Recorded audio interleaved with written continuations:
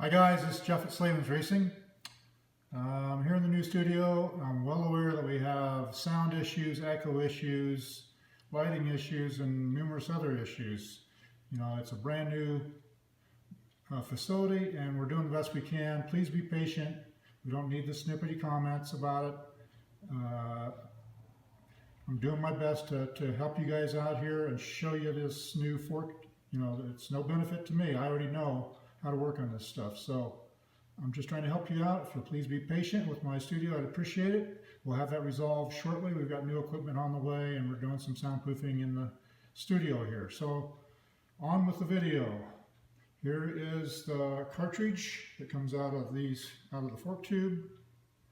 So this is what's inside the fork tube. This is the cartridge. It's pretty simple. There's nothing real fancy about it, and it doesn't need to be. And then inside the cartridge, so this area right here, in order to get this out of the fork tube, requires the closed chamber wrench. The closed chamber, twin chamber, bladder fork, whatever you want to call it. It's that same wrench. We've had that for a long time. We still have plenty of those in stock.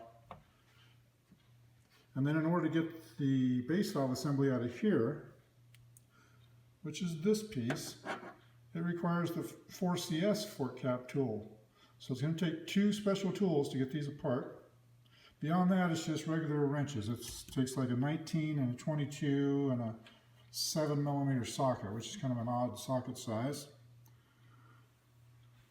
And then here's the internals of the fork. So this would be the base valve assembly. You know, the compression piston and the compression stack sits on here. This is a floating piston that has this spring pressure on it. That would be a tunable spring, but at this point it doesn't seem like that would be necessary. And then we have has this oddball little stop plate here. And then there's the piston for the base valve assembly. The stack. These are just pieces that go on the end of the spindle after the cartridge is assembled. This looks very similar to out of a closed chamber fork, as do these little rubber plugs on the end.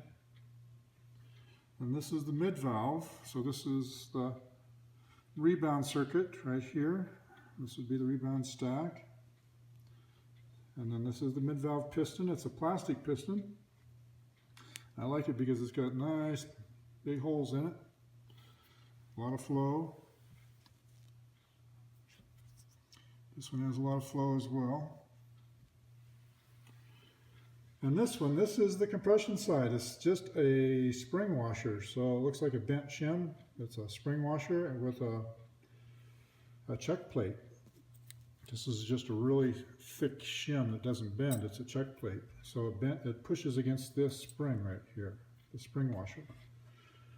Now there's typical of KTM and WP, this is not the only style out there. Some of them have shim stacks right here, and I'm going to change this over to a shim stack because there's nothing I can tune on this compression side here. So I'm going to change that to a shim stack. This is the spindle. Looks very similar to other spindles in WP forks. And then it's got the rod inside the spindle, that aluminum rod. And that's really all there is to it. This is kind of a home tuner's dream fork, really, because this is an easy one to work on.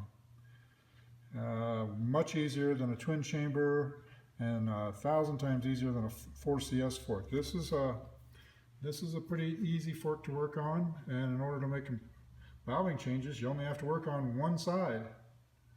The only thing I'm going to do to the other side for right now, the air chamber side, is I'm going to reduce the oil level. I'm going to drop that, I haven't decided how much yet. So anyhow, that's all for now. Sorry for the echo, sorry for the other issues. We'll have that fixed shortly. Hope this helps you out. That's all for now.